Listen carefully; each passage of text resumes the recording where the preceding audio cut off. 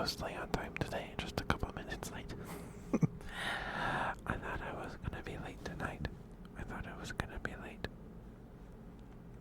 So, my brother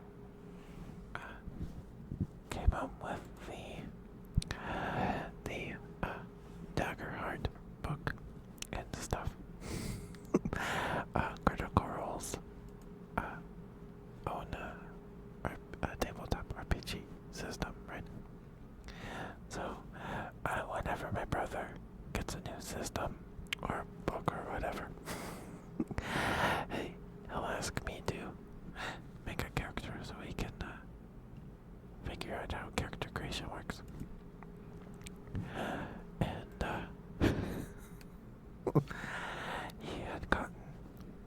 he told me he was kind of upset with me today because he was going to ask me if I wanted to make a Daggerheart character with him. And then he remembered what I did when we made Mutants and Masterminds character. Hey Cookie, how are you, sweetheart? No, it's grabbed first yet if you want to grab it. You're the first one here.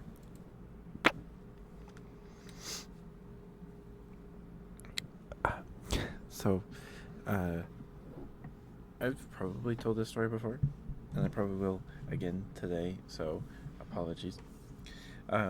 So when my brother got the rule books for Mutants and Masterminds, it's a tabletop RPG game, but you play as superheroes or villains or whatever, people with superpowers. And it's been a while since I made my character, my Mutants and Masterminds character. But it offers a lot of customization and freedom in character building wise. From what I remember, now it's been a while, so if anyone listening to this knows anything about Mutants and Masterminds, to correct me, please. But there are certain levels of point allotments you can get, or a certain number of points for certain tiers of heroes or superpowered individuals or whatever. But I'm doing alright, Cookie. I'm doing alright. I thought I was going to be late today because dinner was ready. Excuse me. And then me and my brother made a Daggerheart character.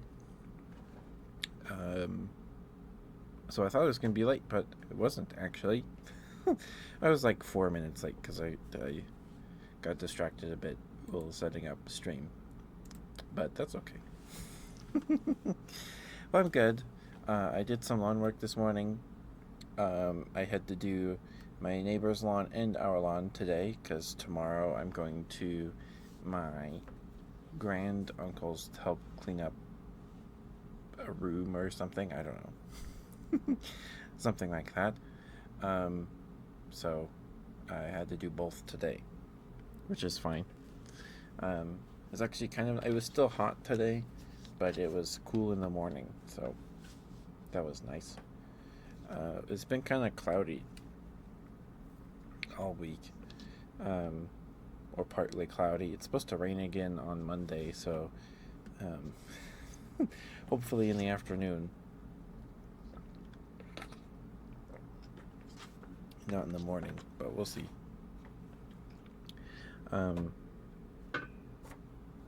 Yeah, I'm good, Cookie. I'm good. We had cheesy potato soup for dinner, so it had been a while since we last had that, I think. It's just kind of cheesy, creamy soup with chunks of potato in it. So not a fancy soup or anything, but it's good. The best part of eating cheesy potato soup, in my opinion, is when you eat all the potato chunks first, because most of the soup is just the creamy cheesiness. So eat all your potato chunks out of your bowl, and then you rip up your roll into two halves, the top and the bottom, and then you dip it in the soup and eat it like that. It's real good. It's real good that way. Anyway, So this is maybe 3 or 4 years ago. It might have been 2020. I'm not sure. I don't think I was streaming then. I don't think I was. But my brother had gotten the Mutants and Masterminds rulebooks and wanted me to make a character so he could learn how the system works. And my first idea for a superhero was somebody that could turn into cereal mascots, like as alternate forms, and fight as like Tony the Tiger or Toucan Sam. And then we sat down to do that. Then we learned that if you're playing a character with transformations, or say Bruce Banner, the Hulk, you have to have a character sheet for Bruce Banner and then have a character sheet for the Hulk. So we would have to make like 5 or 6 character sheets for all these alternate cereal mascot forms. So we're like, okay, never mind. Maybe we wield the power of Frosted Flakes. I don't know. But I wasn't digging that. And then I think we tried like a month or maybe a week later. I don't remember. But I was sitting in my room. I had a futon where my desk is right now. I'm staring at this wall in front of me. Right here it was a futon. The futon where it's just this massive pillow mattress thing, and then it's on this bed frame that can be folded up into like a couch position, so you can use the futon like a couch and then fold it out to use it like a bed. And we threw the futon away. Maybe this was 2020. I'm not sure. But the futon took up a lot of space in my room, from my bed frame to the other wall on my right. So it took up a lot of room space. So now I have this L-shaped desk, and it's great. But I was sitting on the futon, and my brother walks in my room or whatever. He's like, "Dude, could you make a character now?" And I had come up with a new idea. I had some things I wanted my character to be able to do. So I envisioned him. I had this scene in my head of like somebody's been taken hostage or something, in like those these unfinished like skyscrapers that superhero movies and stuff tend to end in, like Spider-Man 3, or there's a fight scene on one in the CGI Ninja Turtles movie from like 2005. Is that when that movie released? The one where Leonardo goes to the Amazon to train. Something like that is that movie. There's a fight scene on that unfinished skyscraper. I don't know why. I guess they're maybe easier to get a hold of for like sets for movies, because they're, whatever. I don't know what I'm saying. Anyway, in my head I pictured this image of an unfinished skyscraper, and there's some hostage or something going on there, and there's like a bad guy on another side. So my hero is on one side of a concrete barrier or wall or whatever, and then the bad guy's on the other side. Welcome back from the ad break, guys. Thank you for sticking with me. Thank you. I appreciate it. So I wanted my superhero character, my Mutants and Masterminds character, to be able to punch through the concrete wall and then hit the bad guy in like the face, and then he vaporizes, like he just and then I punch through the concrete wall, I hit the guy, he's vaporized, and then I jump up, click my heels, and I teleport away. That's what I wanted my character to do. And so we sat down to make this character, who I decided to name the Hole Puncher for obvious reasons. And we decided to do because there's when you make a character, Mutants and Masterminds, you pick like a tier of superhero or something, so you get a certain amount of points to allot towards levels and individual powers and things. So my character needed to be able to punch through concrete, vaporize someone on contact with his fist, and then click his heels and disappear, so teleport. So I needed to be able to essentially have super strength, burrow, and teleport powers. Those are the 3 I needed.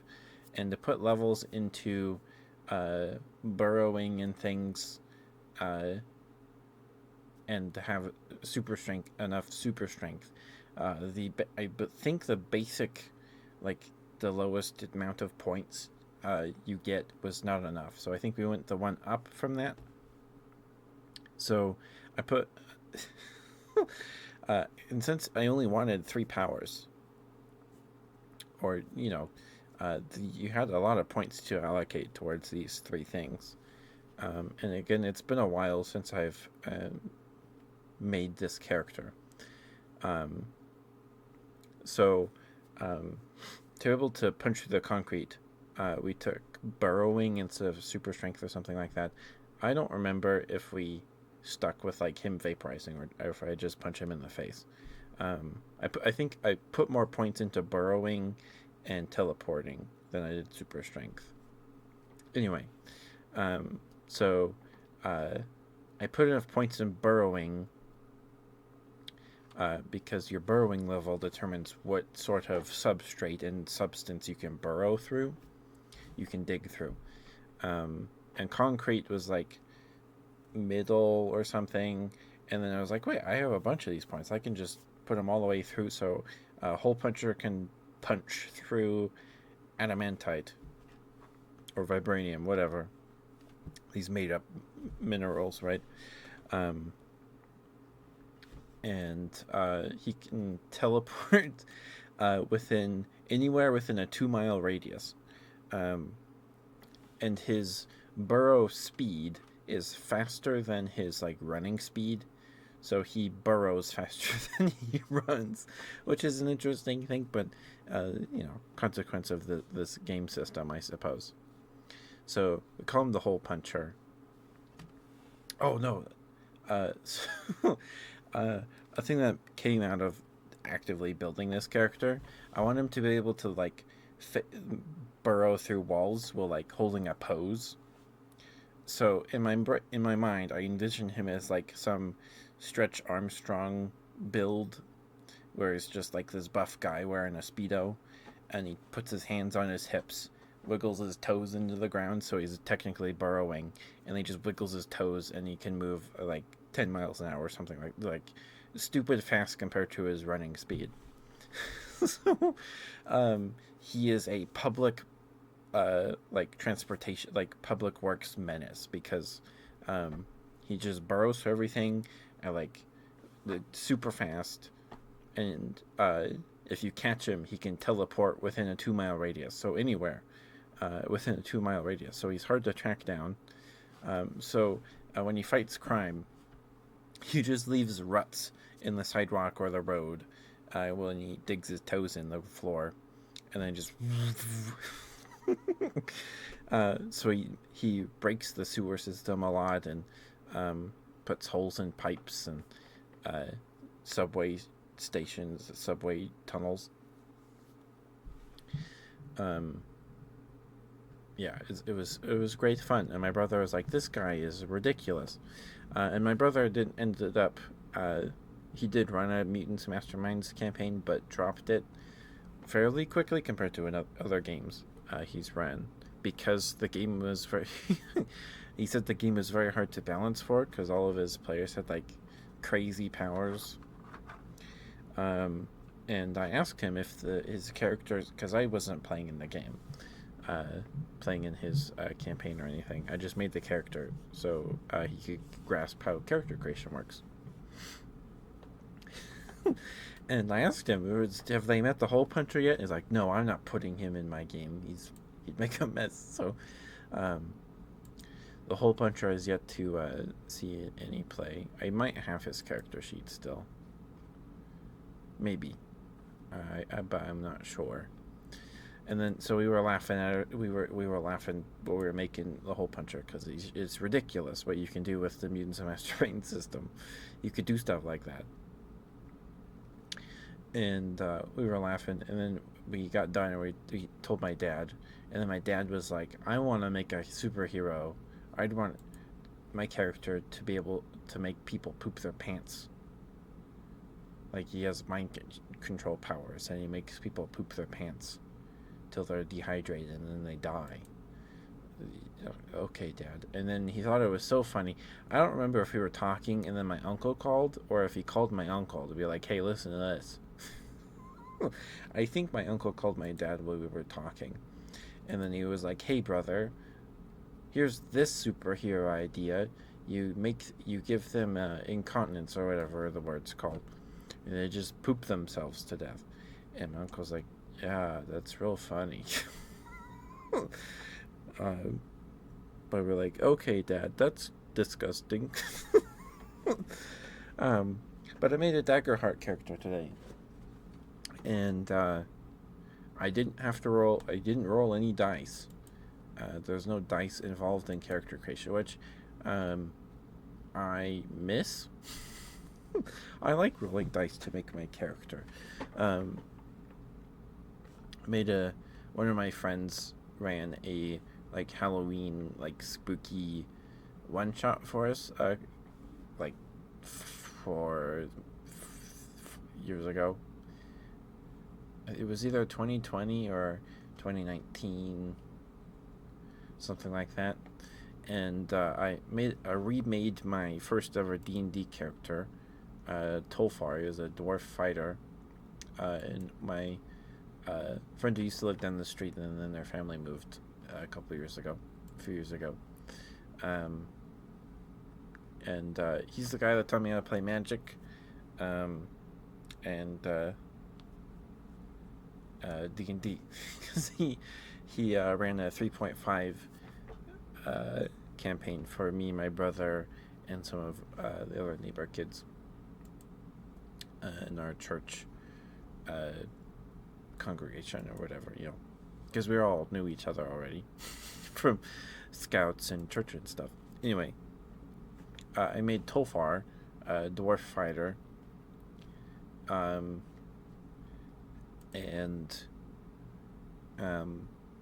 so because this was a one shot, I was like, okay, I'll make Tolfar again. And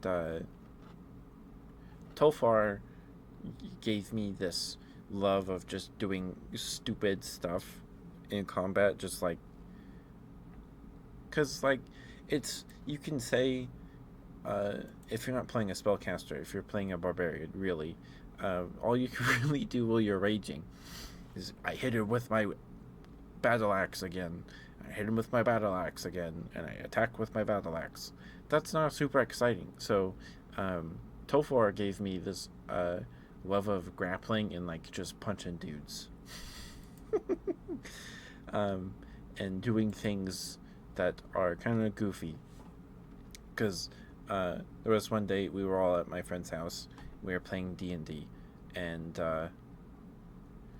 it was probably one of our other friends who was playing. Was like, I want to fight you because I don't like what your character's doing, or so, I don't remember. So we had Dreamscape PvP. Excuse me. And it's important for the story. My character, Tolfar, I think only ever had a chain shirt, chainmail for armor. I don't think I ever got new armor. I guess I didn't think I needed it. So I fought our wizard player, and we were in a forest. So I climb up a tree, and then I jump on top of our wizard character, and I just kind of sit on top of him for a while, and there was a character was like, I use shocking grasp on him, and then my friend is very smart, like he's smarter than me. And he's like, wait, he's wearing a chain shirt, that would make it like a Faraday cage. I don't know if it would actually do that. So instead, the shocking grasp rebounds and hits you in the face. And then he's like, what? And then after like a couple of turns of me just sitting on him, I get up and then I hit him in the head with my warhammer, and then I won. So, hi CJ. Mwah. I'm doing alright. I'm being a little nostalgic here. I made a Daggerheart character. Critical Role's own RPG system released it. My brother got it today. Because I guess it sold out when it first released, so we had to wait a while to find a copy. And he asked me to make a character to figure out how character creation works. So I did. So I just been. What's the game? I didn't play it. We just made a character. I didn't have time to play or anything. And he doesn't know how to run it yet. He just got the book today, so made a character so he could learn how it works. I think his current game is D&D right now, but he wants to pitch Numenera to his players, his play group, and Daggerheart. So we'll see. We'll see. But my brother likes to write, so all of his campaigns take place in like the same overarching setting. I don't know a ton about it. But my brother likes to write. And he is technically a published author because our high school did a short story contest, creative short story contest, and the winners got printed in this little pamphlet. So he's technically, I don't know, technically his story is printed in a pamphlet. I don't remember what this story was called. I haven't read it. Because when we were younger, he'd be typing at the family computer in the kitchen, and I'd be walking past, and he would cover the screen like, you can't read it. So, okay. So I just don't know anything about whatever he's written at this point. But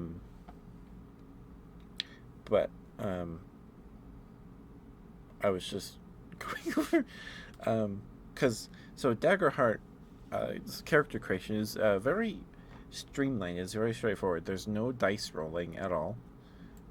You're given plus ones, plus numbers, minus negative numbers, and zeros to allot to your base stats yourself. You don't roll for them or anything like that. And the character sheets have your class features printed on it, so you don't have to write everything down, which is nice. But you have to print a character sheet for their class specific. And then you have space for your weapons. Hi Diamond. And then you have space for some of your additional features and things like that. Then there's a second page with your level up process and your background, where you flesh out your background a bit more.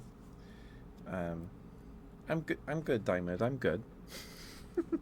And then everything else are on these cards, these little standard size cards.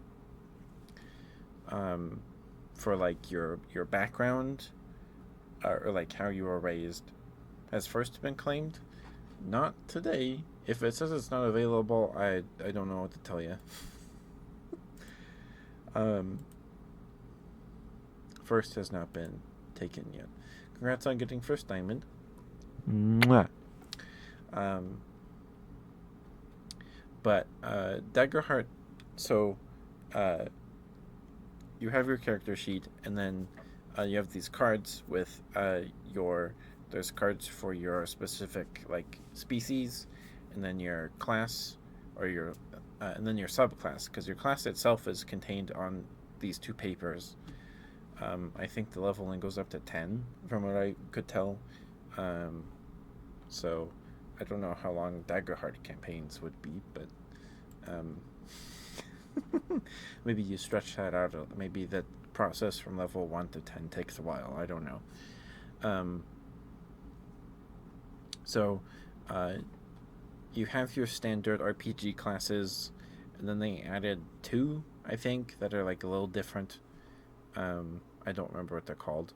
Oh, they added one that's like inherently like related to angels, or it's something. It's the paladin and cleric class, I suppose, and things like that.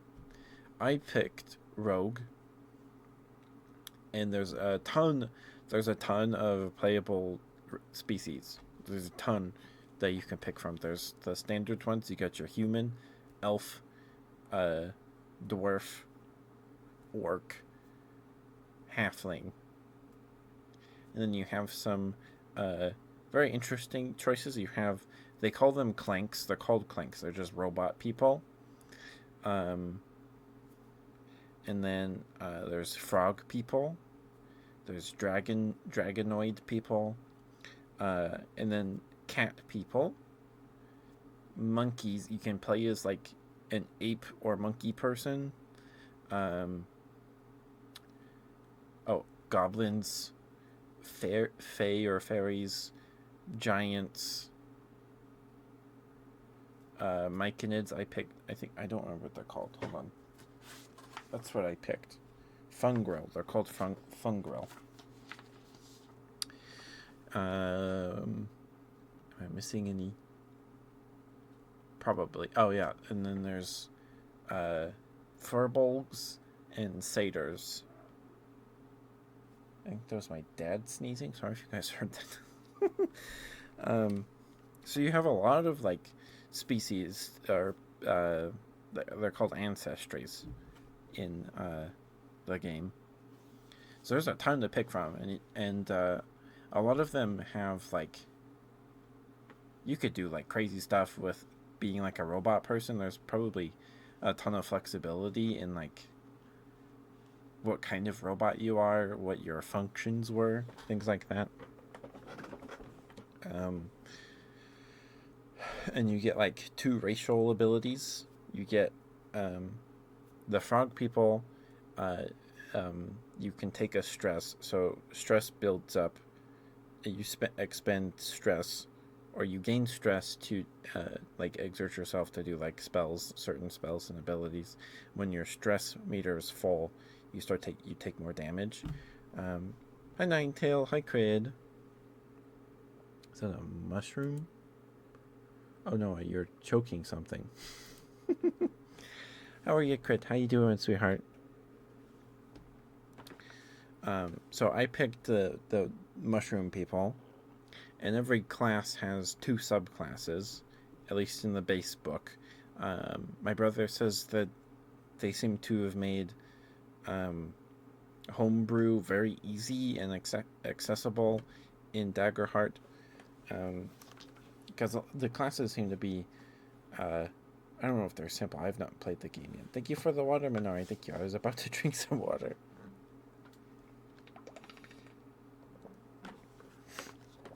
Thank you for the stretch. Thank you.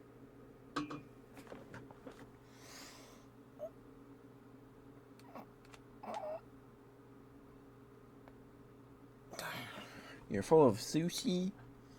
Nice. I'm full of cheesy potato soup.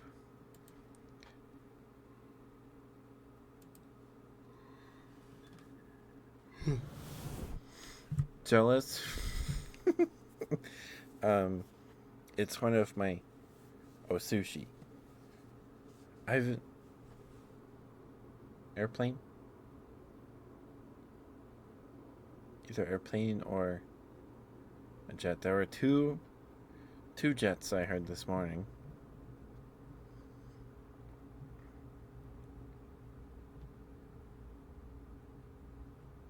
Oh, it wasn't too loud. There's a time of year where you hear them like every Tuesday or Wednesday night, because I guess I do like drills or something.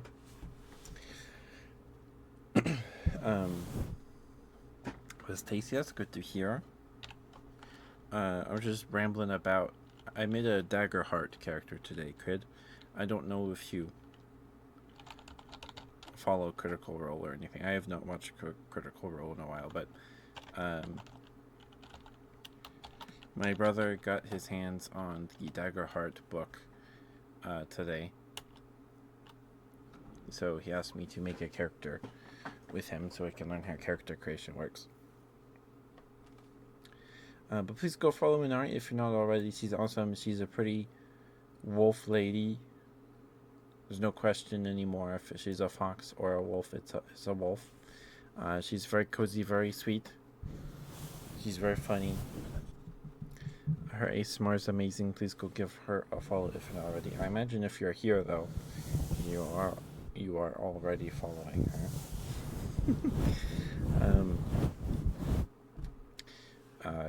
But yeah, there's no dice involved in making your Daggerheart character. Excuse me. A bunch of your like optional abilities and things are on cards. So, which is cool, but I don't know how easy it would be to like migrate your character from one game to another without you like writing all that stuff down anyway. So I don't know. I'm not sure how. I mean, it makes making a character super easy because you just pick a level 1. You get to pick 2 cards because each class has 2 domains, so you can pick 1 from each domain or 2 from one, and yeah, and then you're done. And then you pick your armor that you start with and 2 weapons. Because anything? No, you're fine, Minari. You're fine. But in Daggerheart, you can be a cat girl. You can be a cat person. There's a cat person species that you can be any range from like full anthropomorphic cat and a person with just cat ears and a tail. Same thing with the dragonoid people. You can be all like just a dragon but with a humanoid shape, or you can have like a kind of human face with like fangs or like a beak kind of mouth kind of thing. But yeah, it's very cool. And the monkey species, I don't remember what they're called. Simii,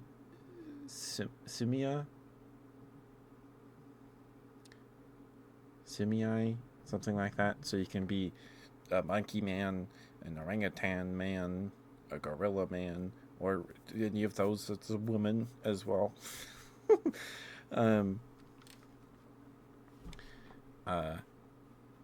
So it might be fun to be like a howler monkey bard, and you just kind of like sit on your bed in like the inn and you just start like howling. I don't know, that would be funny to me.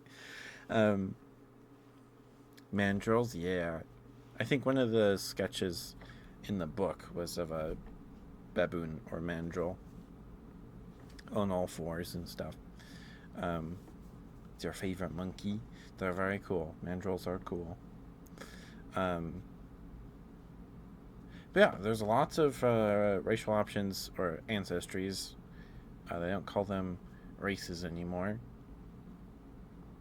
Or they don't in Daggerheart anyway.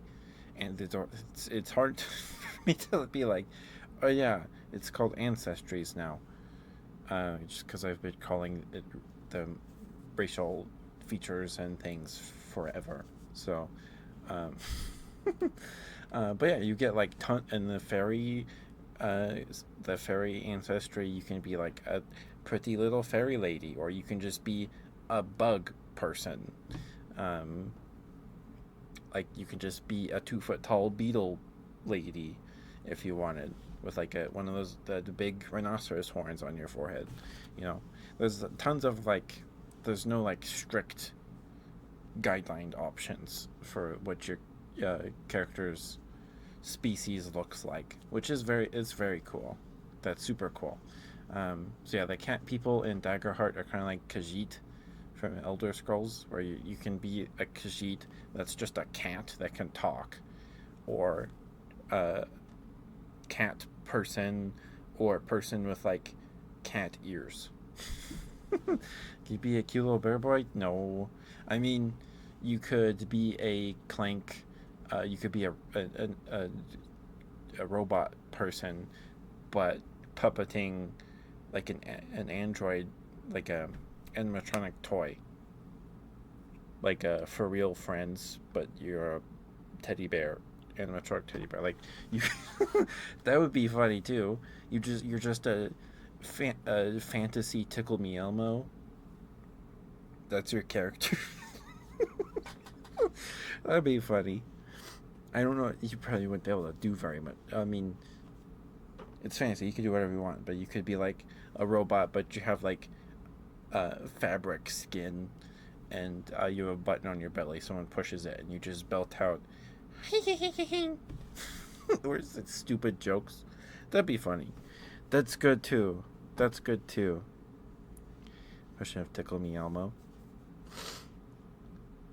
We had one. We did have an animatronic Elmo toy, but it was like he was wearing a diaper. So you would push the button on his tummy, and then his arms and legs would shake, and he'd go hee hee hee hee hee hee hee hee hee. I had a. I'm sorry, Crid. I apologize about not getting your smooches. I'm sorry. I'm just very, very distracted. I apologize. When I was a toddler, or when we still lived with my grandparents, when I was before I turned like 4, I had a animatronic Big Bird toy. It's Rock and Roll Big Bird. And Big Bird has an electric guitar, and he's wearing a leather jacket and jeans. And you push a button on the guitar, and he rocks back and forth, and he sings a song. I don't remember the song, but my grandparents, their house is like, you have the entranceway, and on your right is like a little like living room area, and then to your left is a staircase. You go forwards, and then the main room of the house is just one long room, where you have like the living room, and then the kitchen table's right there, and then the kitchen. There's no like wall separating any of those. And the kitchen has linoleum tile or whatever. So when I was little, I would sit on the kitchen floor and play with Rock and Roll Big Bird, and it would drive my grandpa crazy because he would just rock back and forth and make these clanking thud sounds on the kitchen floor. Yeah. So yeah, I guess you could be a Tickle Me Elmo in Daggerheart. That's a good. I should have done that. I should have done that. Tickle Me Elmo Bard. Oh man. Next time. So the character I did build, I built a rogue, and every class in Daggerheart has 2 subclasses you pick from. The rogue has Night Stalker. Yeah, or Night Walker. It's called Night Walker. You got to commit to it. Yeah. Like you would have to have. You would it'd be like playing a Kenku, where you can only repeat sounds and words you've heard before, because Kenku don't have their own voice. They're raven. They're crow people, but they had their wings taken from them, and they can only repeat sounds and words that they've heard before. So role-playing a Kenku, I've never played a Kenku, but it sounds fun. Be a fairy who's possessing a doll. Oh, you could have like, you could play a fairy, but she's like controlling a clank or a robot person from like inside their head. That would be cool too. Um, but I'm sure you could just say, I'm playing my character's ancestry is Clank. They call it Clank in the book. Um, I don't remember the story of why Kenku had their wings taken. Either they made a god jealous, or they were jealous of a god. I don't remember. It's been too long. um, but yeah, you could just be a possessed doll and classify it as a robot person. Yeah. Like you open the book and the first ancestry you see is Clank. And they made the game before it became like a popular thing to say Clanker. And Clanker comes from Star Wars, because the clones in the Clone Wars call the droids clankers, because they clank when they move, right? They go chunk, chunk, chunk, chunk. And then people started calling like AI and stuff clankers. Honestly, it just comes off as an excuse for some people to say a word, but they really, really want to say a really bad word. Like it lets them off some steam from saying that word, saying clanker. I don't know. It's a little suspicious. It's a little suspicious. Anyway, yeah. So next time I make a character, no, you're okay, Crit. Like it's not a bad word, but it's definitely being used by people to say it because they can't say a different word. And we'll leave it at that.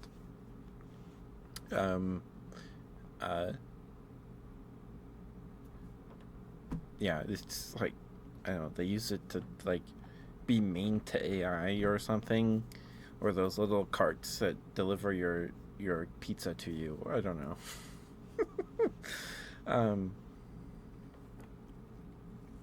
But yeah, next time I make a character, I'm gonna make a Tickle Me Elmo. I'm gonna do that. That sounds great, and my brother's going to hate it. So the character I made a rogue night walker, night stalker, whatever it's called. So the please record. I'd have to listen to what Tickle Me Elmo says. But I picked rogue because I figure I'm not going to play as this character, but if I do, rogue is cool. Because there's no obvious barbarian option.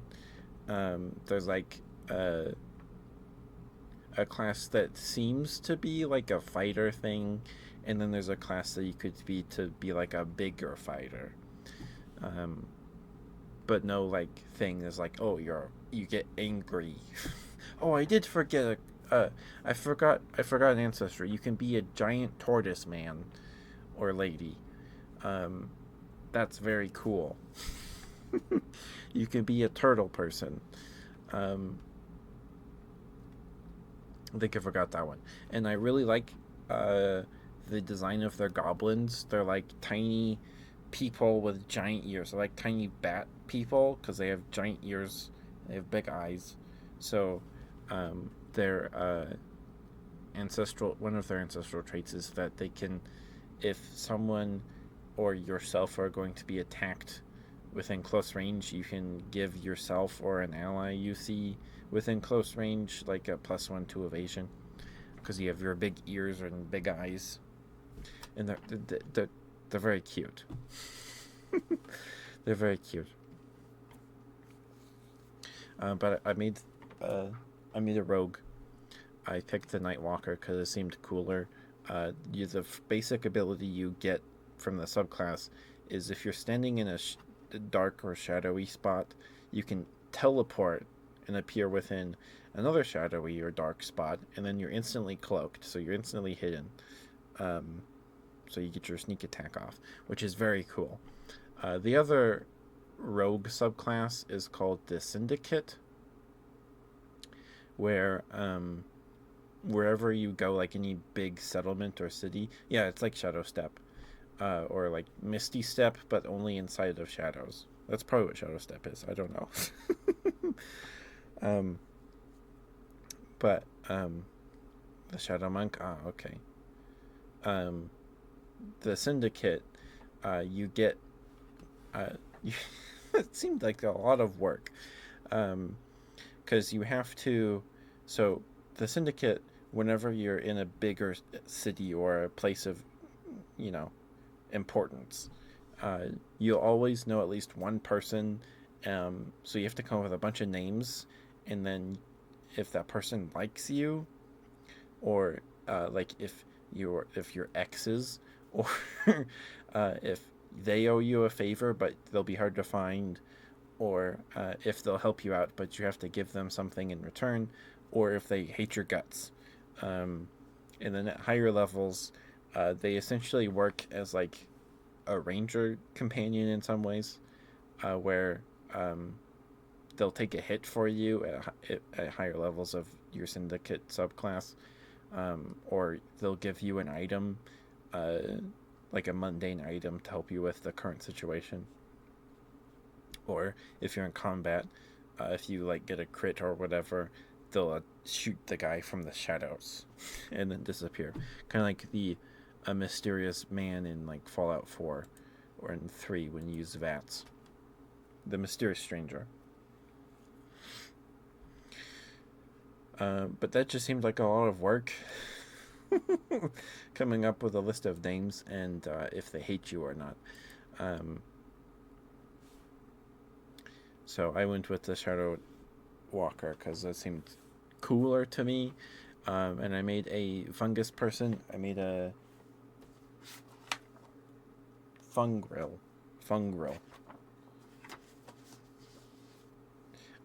Myconid must be like a D&D term or something.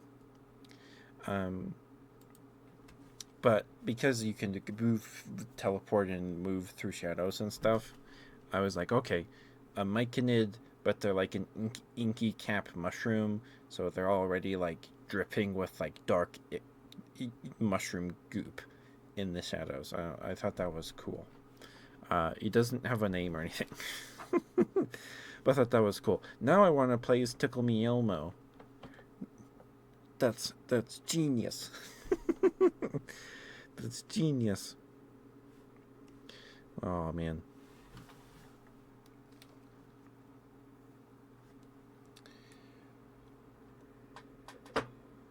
Oops, sorry for chair noises. Anyway, making a Daggerheart character was very easy. Didn't take very long. Like, you still pick your background and your subclass, and you get to pick 2 abilities. But that's it. The TikToks of Elmo cussing, the little Elmo puppet. I've seen some of those. I've seen the like Hope Core meme format, but it's Elmo ranting about something.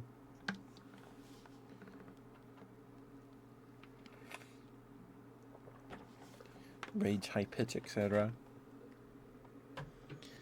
Yeah. I don't think I can do an Elmo impression. It'd just be a high. I don't want to yell either because I'm doing ASMR. But yeah, that'd be fun. That'd be fun.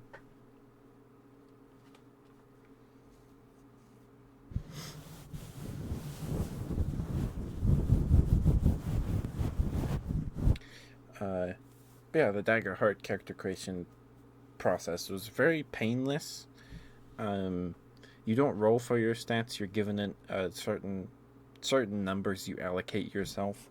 So, my class gave me 2 +1s, -1, and 2 zeros, and a +2 to allocate between agility, strength, finesse, instinct, presence, and knowledge.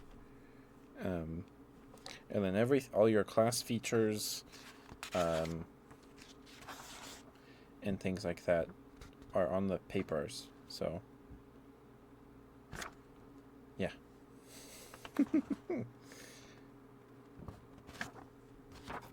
It's cool. And the character sheets are class specific. and down gain and put on a limiter.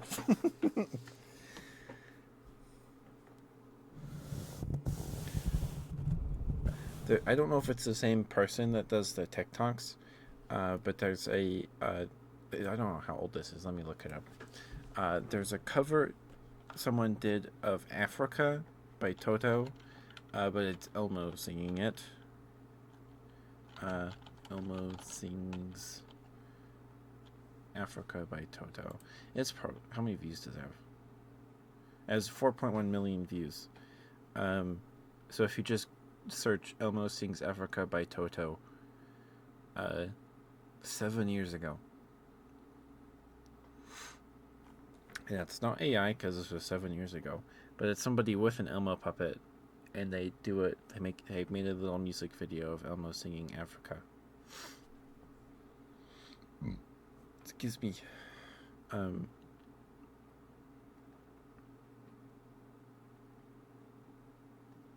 Yeah.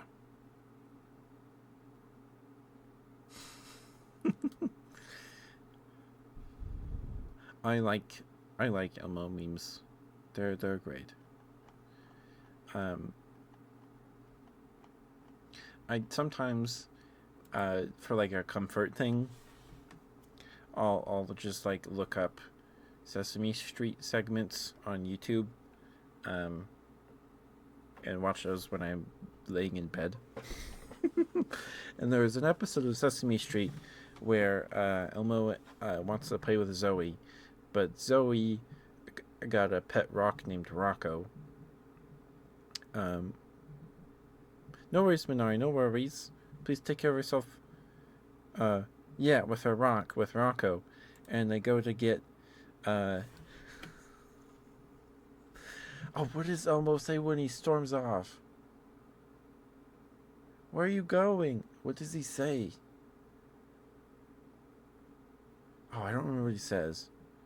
The bit I like remember, Rocco is a rock.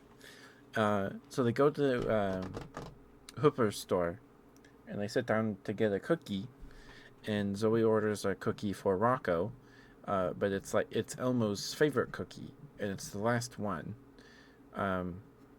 So they sit down, and Elmo's like, but that's Elmo's favorite cookie.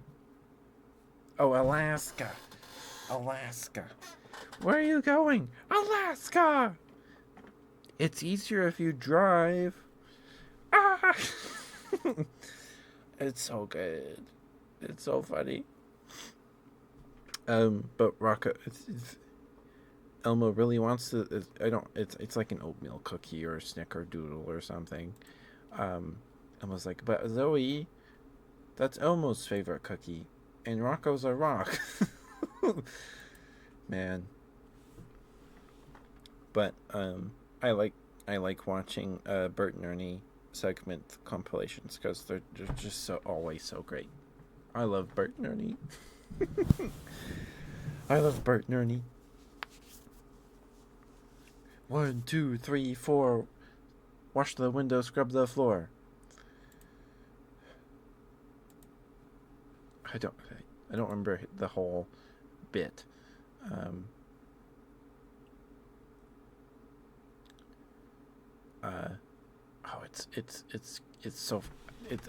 think it's really funny. But Bert walks in on Ernie in a football suit, pacing back and forth and chanting. Bert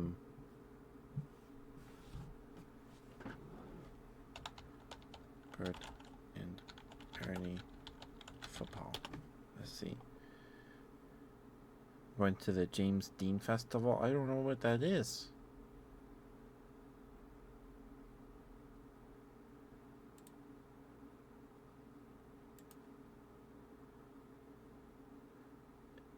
Is it like Jimmy Dean sausage? I there's no subtitles. Oh no, and I can't hear it. But Bert's like, what are you doing, Ernie? It's like, oh, I'm just prepping for a football game. It's like, you play football? Yeah. What's your team name? Oh, we're called the Dirty Rock. That's why everybody beats us. And then hits Bert in like the tummy and goes, you know, it's funny. It's funny.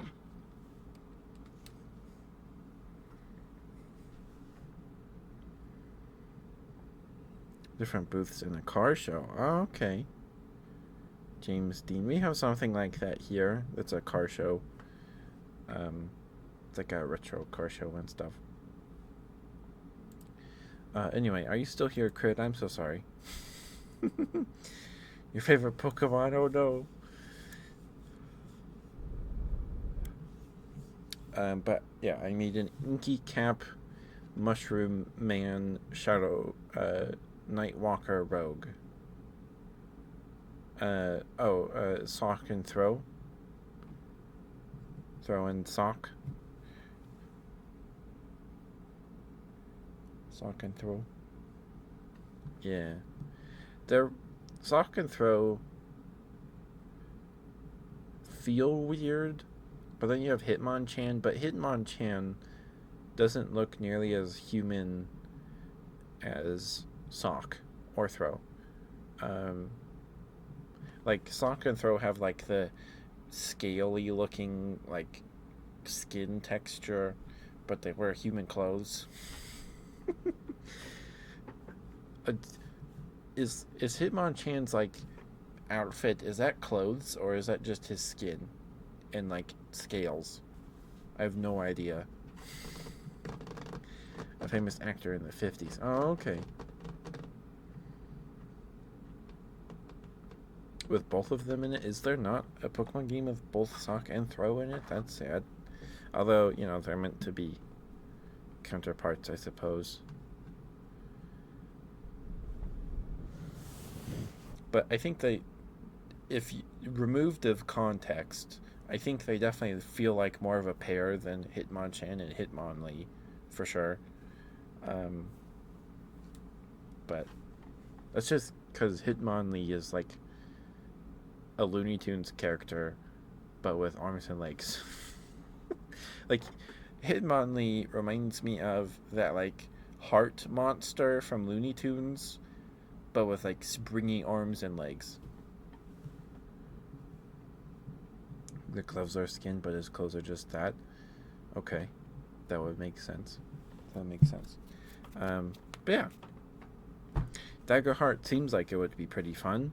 But character creation seems to lend itself to being most effective when you're like sitting at the table with everybody else in like a session 0, because all your additional abilities and stuff, most of that are on individual cards that you pick. So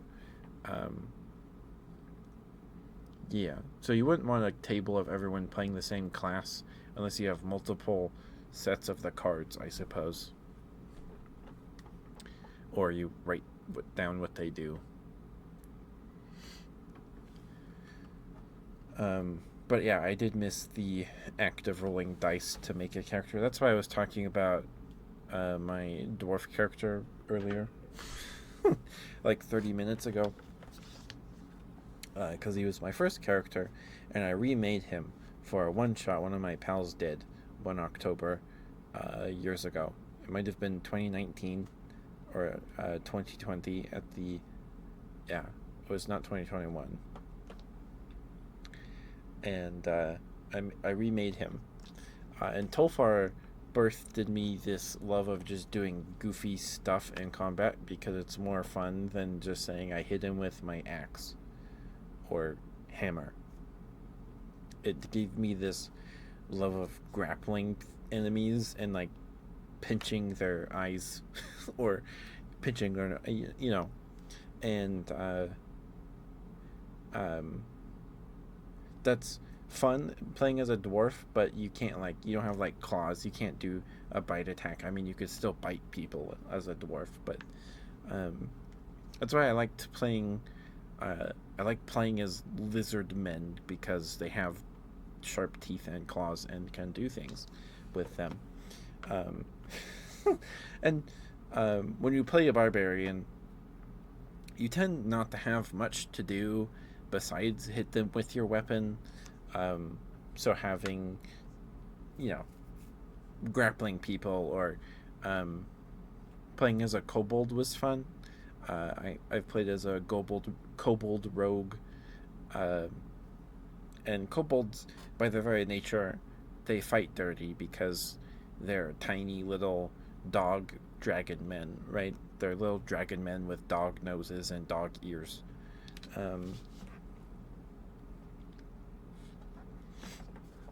so they inherently fight dirty because that's the only way they could win. um, and yeah, it's fun. I've told this story before, but we were playing. I was playing as my kobold rogue, and my brother was running Sword Coast Heist or whatever it's called, that module for 5th edition.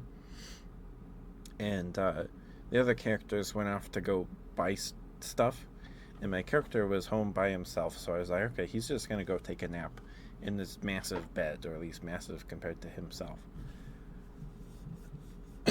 And I'm sorry, Nightail, I saw you're a good girl. I need to get credit his smooches. I've just been very, very distracted. Thank you for being patient with me. And earlier we had run into like these ruffians on the docks of the city, and I like humiliated this half orc guy. By like grappling him and like just calling him names. So my brother, we didn't kill him or anything. I don't remember if he's supposed to die or what, but my brother made him come back. He snuck into our house. I hear him sneak in, so there's a candelabra in my room. I grab it. Excuse me. He breaks in, and my bedroom door's closed, so he's sneaking in. I grab the candelabra, and then I wait for him to open the door, and I stick the lit candles into his eyes, and then I kill him. And he had like this big like falchion weapon, so I go out and I buy a weapon stand or weapon mount for my wall, and I mount his falchion on my wall, and then I go back to bed. So all the other players come back while I'm asleep, and there's a dead guy on my floor, and his weapon's above my bed as a trophy. Anyway, I like playing as kobolds. They're fun. They're fun. But I like trying to do goofy stuff in combat because it's more fun than just saying I hit him with my weapon. I attempt to hit him with my weapon. Instead, I grab him by the I put my fingers up his nose and then yank him past me, and then kick him in the butt as he's stumbling behind me. You know, that's more fun. That's more fun. Because no one's expecting in Mortal Kombat that you stick your fingers up their nose and then yank them towards you. No one expects that. I wouldn't. If we're fighting with weapons, you just like drop your weapon, shove your fingers up their nose, and then you yank them around like that. Anyway, okay, let's get your smooches, Crit. I'm sorry. We have the ad break in about a minute and a half. So let me know if you get hit with ads, Crit, and we will pick up the smooches after the ad break. Also, let me know if you have preferred smooches.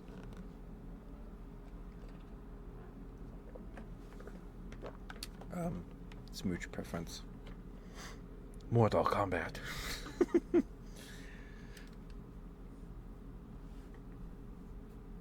Because I feel like most fights in D&D are fights to the death, right? Right? Okay. Slow smooches. Okay.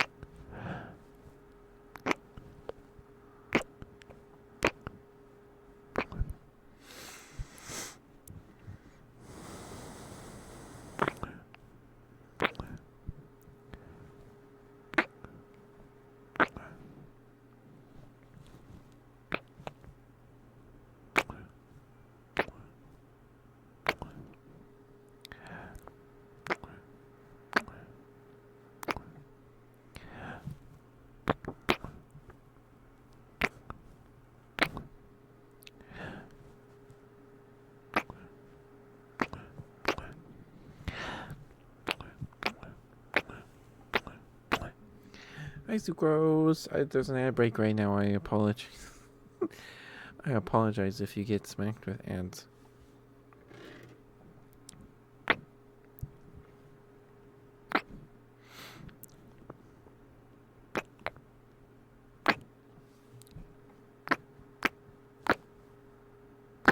No ads for you. That's good.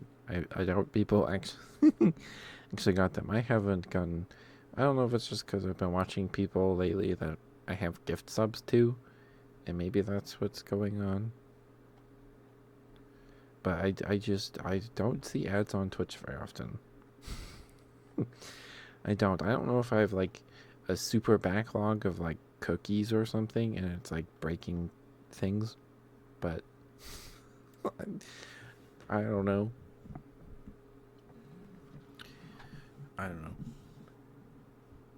It's my category. Maybe, but like when Icy ran ads today, I was watching Icy play some Wind Waker, and you would get ad breaks, and I just wouldn't see them. I just didn't get them. Do I have a gift sub to Icy? No. I don't know what's going on, man. It's just Twitch is weird. It's real weird. But there you go, Crit. Thank you for the smooth trading, sweetheart. Thank you. Hopefully those were right for you.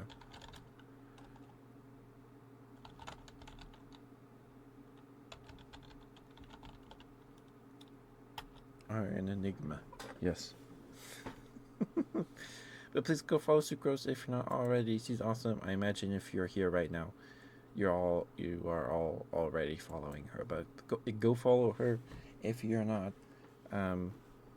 She's great. She does ASMR on Sundays. She plays lots of retro style games, or just retro games, fighting games, things like that. But her ASMR is great. She's improved a lot. She's great. Her ASMR is great. Top 10, top like 3 laughs, top 3 giggles.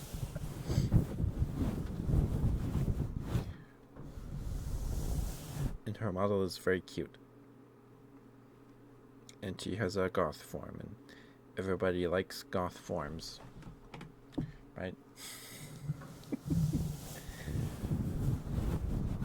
Okay. Are you still here, Ninetail? I'm sorry, sweetheart. I can get you your good girl redeemed now, sweetheart. But I don't know if I think you said you've played D&D, Sucrose. My brother got I was able to get the Dagger Heart the Dagger Heart book today. I believe it released a couple months ago, I think, but it was hard to find because it sold out probably immediately. And my brother likes to write, and he likes to DM. He's just born for it. He was made for it. And when he gets a new system, he'll ask me to make a character to help him figure out how character creation works. And he's asked me to do this before with Mutants and Masterminds. It's a TTRPG, but superhero, super powered individual thing. And I made a completely broken character. And so today, my brother was like, "Hey, I was gonna ask you. I got a little upset at you because I was gonna ask you I was gonna ask you if you wanted to make a Daggerheart character with me, and then I remembered what you did when we made a Mutants and Masterminds character, and I got flashbacks. I was like, well, we could do it. Because Mutants and Masterminds, you're still here, Ninetail? Okay. Mutants and Masterminds, its character creator, its character creation process is very fluid. There's a ton of freedom you can do. You have a ton of freedom because you're given an allotment of points, and then you choose what the points go into. What's it called? You spec into specific powers, and then you can put more points into those powers to increase the level or of that specific power. So the image of this character in my head, what I wanted him to be able to do was punch through a concrete wall, hit a guy in the face, the guy vaporizes, then my character jumps, clicks his heels, and he teleports away. That's what I want my character to do. So we did that. And we didn't even do like the maximum amount of points. Because the basic amount of points was not enough to do what I wanted to do, and we were just making a character to see how it works. And so to be able to punch through the wall, I needed points in burrowing. And burrowing, certain levels of burrowing determine what substrate or substance you can burrow through, and then your speed of burrowing, your digging speed. And so I had enough points, so I just put it in. I just maxed burrowing, so my character can dig through adamantine. Like he could dig through Wolverine's skeleton. Like he could dig through it, the hardest substance on Earth. And his burrowing speed was faster than his running speed, so he dug faster than he ran. And I think I took enough super strength points that if I punched someone, they would just like turn to a mist. And then I put enough points in teleportation to where I could teleport it anywhere within a 2-mile radius. And I named him the Hole Puncher. And my mental image of the Hole Puncher is the physique of Stretch Armstrong wearing a Speedo. So he's just Stretch Armstrong, build-wise. And then when he burrows, he takes a pose. Like he's the Hole Puncher. He punches holes in things. So he puts his hands on his hips, wiggles his toes into the street, and then he burrows with his toes, because his burrowing speed is faster than his running speed. So all he has to do is dig with his toes, and he moves faster than he can run. So he is a nightmare for subway workers. Like he just punches holes through sewer pipes and subway tunnels, and then if you try and catch him, he just teleports within a 2-mile radius. So I made him, and my brother did not put him in his setting. I didn't play. He did not allow him in his setting because he would destroy everything. Anyway, I apologize. I see you, Ninetail. I'm sorry. You want some praise, kid? Okay, I get you some praise after I get Ninetail, her good girl. Thank you for being patient with me, Ninetail. I'm sorry. It's been 25 minutes. I'm so sorry. It's been an hour already? Over an hour? What the heck?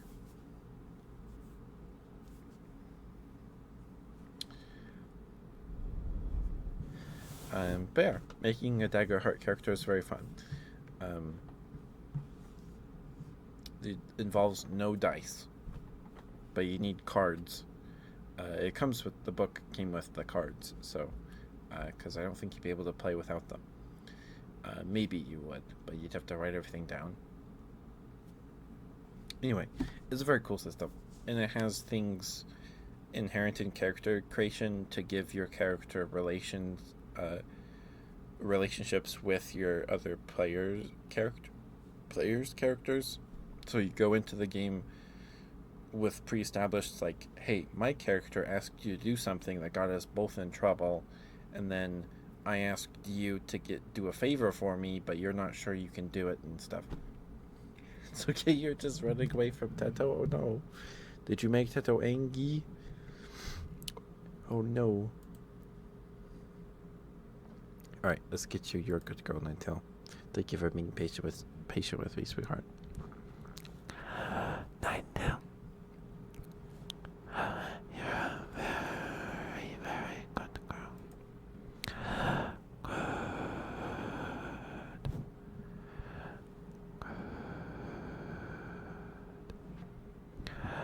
Good girl, Ninetale.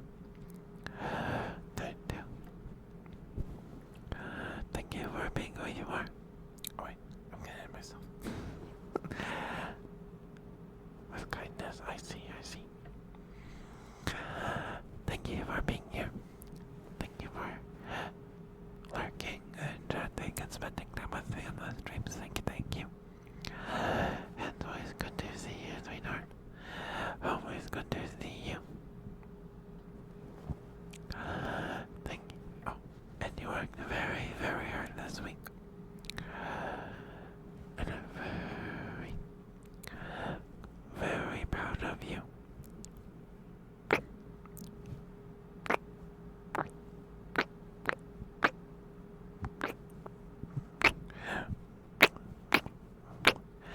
Good girl, Ninetale, good girl. Good girl, good girl, good girl, good girl, good girl, good girl. Good girl. Sorry.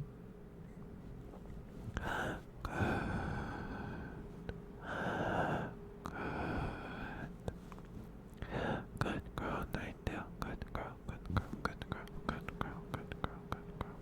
Good girl, Ninetale, good girl. Good girl, good girl, good girl,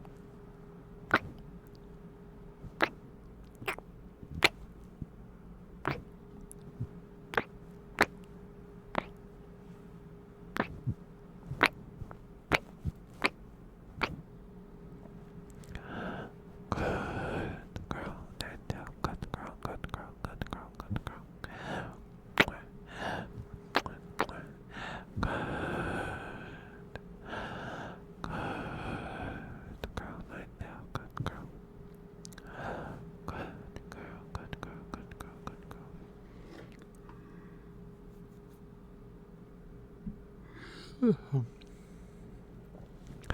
Ninetale, thank you for being who you are and doing what you do. I think it makes the world a better place, in my humble opinion anyway. Good girl, Ninetale, good girl. You're a very, very good girl.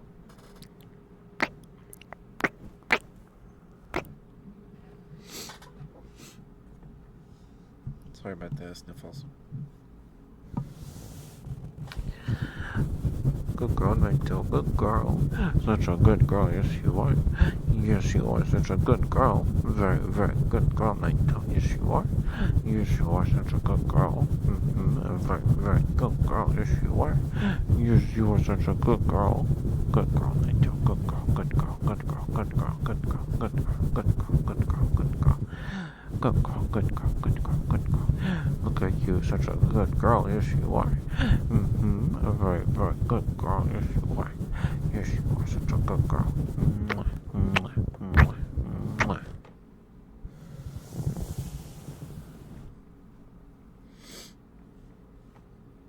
There you go, Ninetale. Thank you for being patient with me, sweetheart. Hopefully that was alright for you.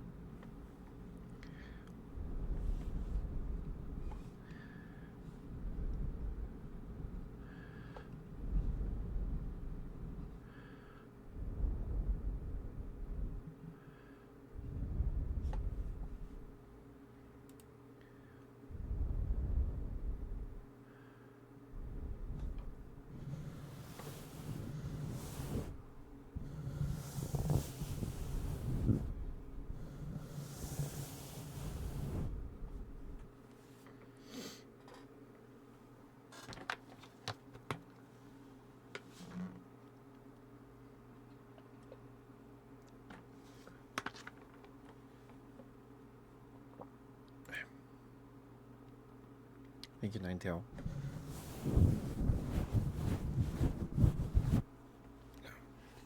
Sorry if you guys heard the water softener.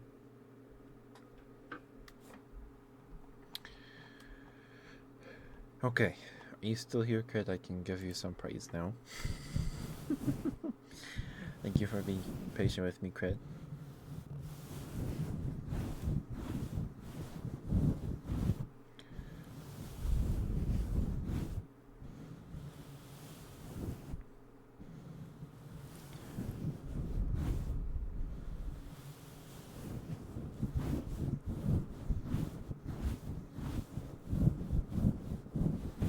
You're here? Alright.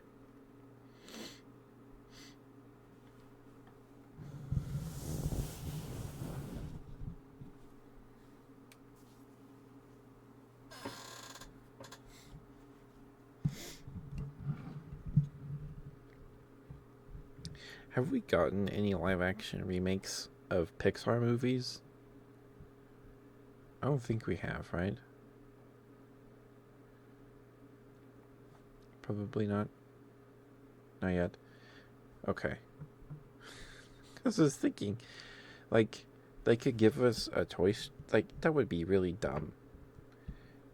And, like, you could do Bug's Life, but it would be, I think, more like Lion King, where they're all like insects, but that would be terrifying and disgusting for a lot of people. Like, like grasshoppers, they scare you because they jump out of the grass and you don't see them, and then they jump scare you. But when you see like a close up of a grasshopper's face, they're gross. They're gross, even though they only eat leaves and plants and things. So like, it would be terrifying. It'd be terrifying. But now I'm kind of curious as to what that would even look like. Like, could they and would they do that? I don't know if they would. I imagine they could, because they do with Lion King, but I think bugs are a little harder to like anthropomorphize as they did to the animals in the Lion King remakes, because they don't have jaws. They have mandibles, so that'd be interesting. I mean, Bug's Life is still scary. Like the bird in Bug's Life is terrifying. The thing is scary. It's scary.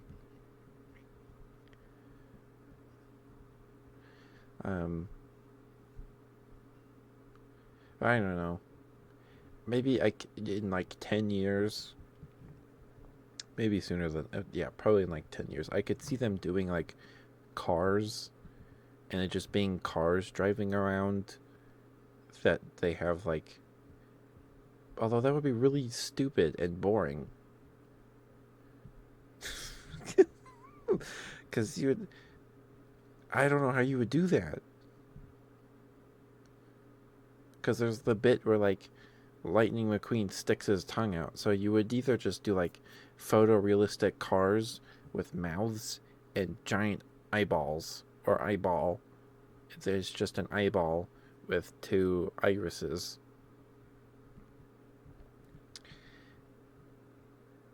That would be terrifying.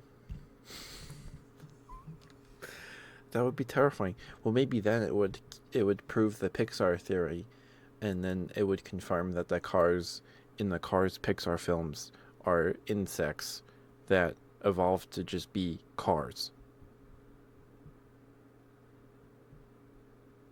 So maybe they could do that and be like, oh, we did a bug's life, and now it's a car's life because they're just bugs with tongues and teeth. I don't know. Did you guys? It was a while. Sorry, I'm so sorry, Crid. I am on one tonight. I am so sorry, Crid. I am so sorry. Okay. Crid. I'm very, very proud of you. You worked very, very hard this week. And you deserve some good rest. You're a very, very good Crid.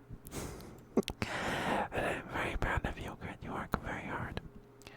And you're very sweet.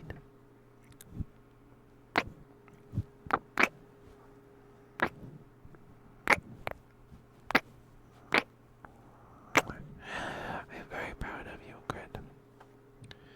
Katydids? I haven't. It's familiar. Yeah, I need to Google them. Hold on. Katydid. Oh, those guys. Okay.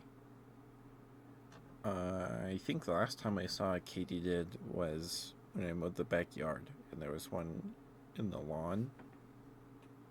But it's been a while since I've seen a katydid.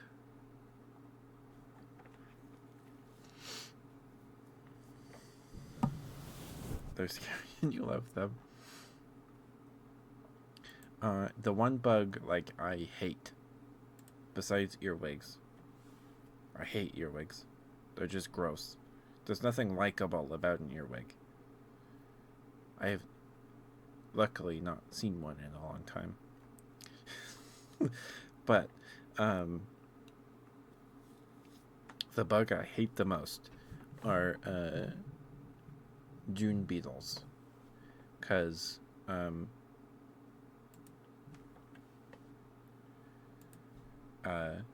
or June bug. June beetle. I think it's a June beetle. Yeah, they're June beetles. I hate them. I have not seen a living one in a long time. But they're omnipresent in my grandma's neighborhood, in her lawn. Their wings, the carapace that shields the wings, looks like the shells for sunflower seeds. And growing up, I called them barking. My dad called them barking beetles, so I grew up calling them barking beetles. That's not what they're called. They're June bugs, June beetles. And my grandma, my grandparents on my dad's side, they have a pretty big backyard, and they have this big tree, and under the tree there's no grass or anything. There is now, but there was a playground there, like a wood playground that they put in their backyard. I don't know when, before I was born. So we grew up with that there, and then we would dig in the sand because the substrate in my grandmother's neighborhood is just like, it's basically sandy dirt. It's sandy dirt. It's the worst stuff because it gets everywhere. But it's fun to dig in because it's basically just. I think it is. It's probably sand. It feels like sand, but whatever. So we would dig. Hi, Mark. You got 2 words for what? 2 words. Pumpkin pie. Oh no. No. Hi, Mark. Mwah. How are you, Mark? We're talking about bugs. Um, but anyway, we would be digging in um, my grandma's sandbox, or just our backyard, and when we would dig up these like giant grubs, and they were disgusting. I'm pretty sure they're the June beetle larvae. Um, and in the summer, uh, we would stay at stay the whole day at my grandparents' house because it was my parents' anniversary or whatever. Because yeah, like September, August is my parents' anniversary, and things. So some summers, or we would just spend the night at my grandparents' house. The sledding game demo. There's a sledding game. I know there's skate, and the Sonic Racing game released yesterday, and is apparently really good. It's adorable. You're adorable. Give me 1 second. Need to blow my nose real quick.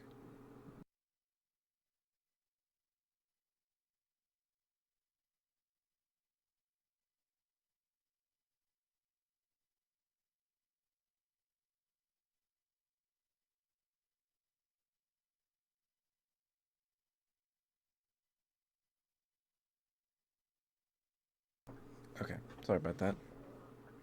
Throat noise. Sorry. Anyway, I hate June beetles. I grew up calling them barking beetles because they yell at you. They hiss. They go, or something like. It's been too long since I've heard one. I have not seen a living June beetle in a long time. But when I was little, we would stay overnight or stay late at my grandparents' house, and they liked the my grandma's porch light, which was right next to the you know the front door, the porch light on the front of the house, which was right by the door. So you would uh, go to leave, and you would exit, and they would just be sitting there under the light bulb. And we were, my grandma would have, in the summer, we would have grandma camp where me and my cousins and my siblings, we would all go and spend the night at my grandma's house. And we would like swim in the pool and play in the sprinklers, and we would do crafts and things, just so our parents have to deal with us for a weekend or a couple days. And I think it was the grandma camp. I don't remember, but we were playing in the backyard, and the wood playground was still in the corner of the yard. It's not there anymore because it was rotting. But it was like these big like wood logs linked together, and then there was a slide that was just two metal drums welded together. Like, it was not a good slide because it was one of those uh, drums with the indents in it, like a wavy thing. So you go whoa, whoa, whoa, whoa, whoa, whoa, whoa, and then you would get to the end, and then you would get sand up your shorts because there was sand would collect at the bottom of the inside of the drum. It was not a fun slide to go down because it was also not very big. I didn't like playing on it because I was terrified and still am of getting splinters. I hate getting splinters.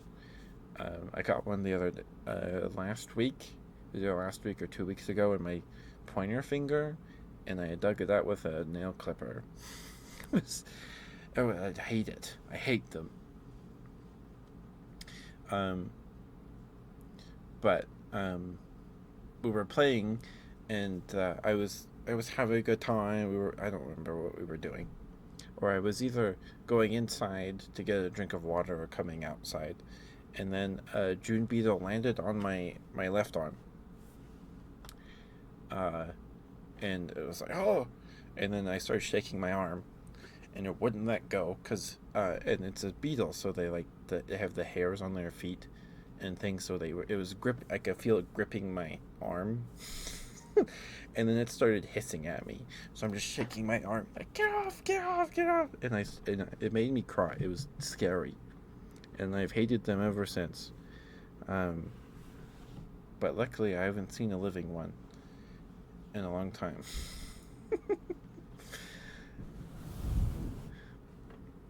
But I'm glad to hear you enjoyed the sledding game, Muck. I don't know what game you're referring to, but I'm glad that you had fun.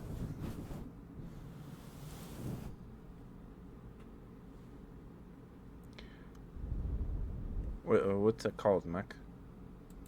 I'll put on my wish list. Anyway, I hate them. It's just called the sledding game. Alright, 1 second. There we go. Oh.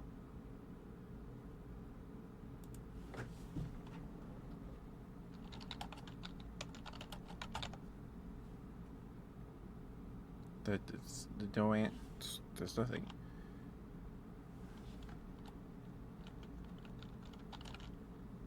Oh, sledding game? Is it the one with the frog on a... Okay, there it is. There's no the. Okay, it's on my wish list.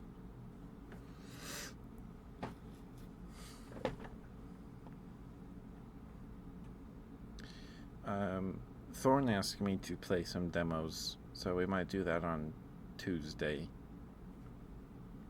But we'll see.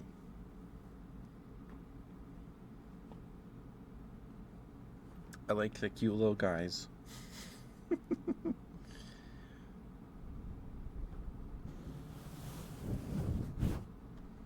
But it's on my wish list.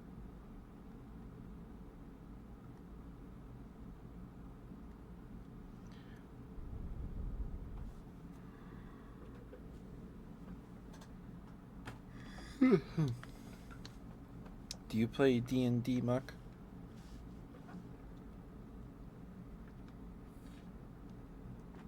That's what we've spent the majority of the stream talking about.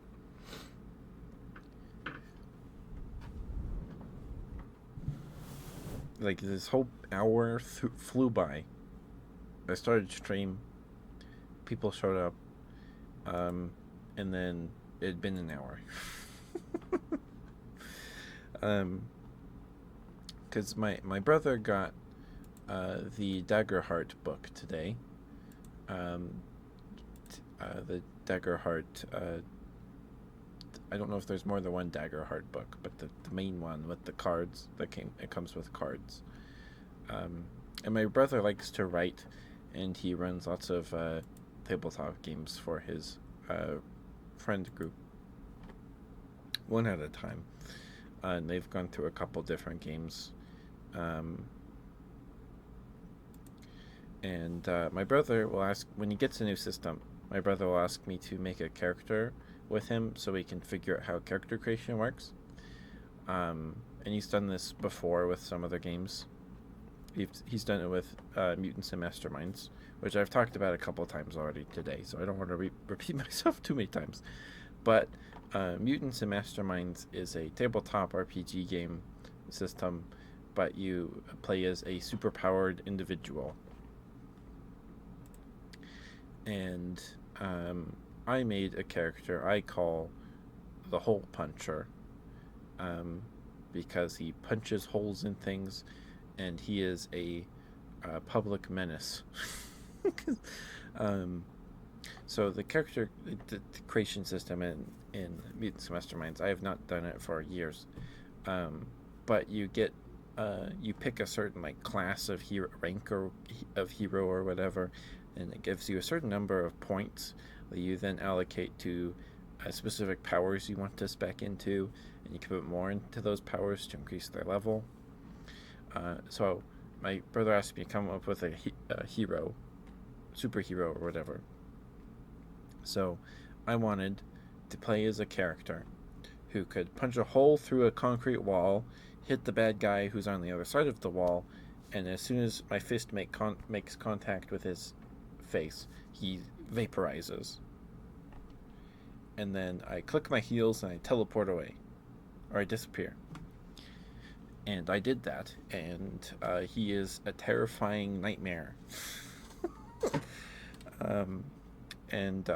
So we tried to make him with the least amount of points. I think we had to go 1 or 2 tiers up from that to spec into super strength, burrowing, and teleportation.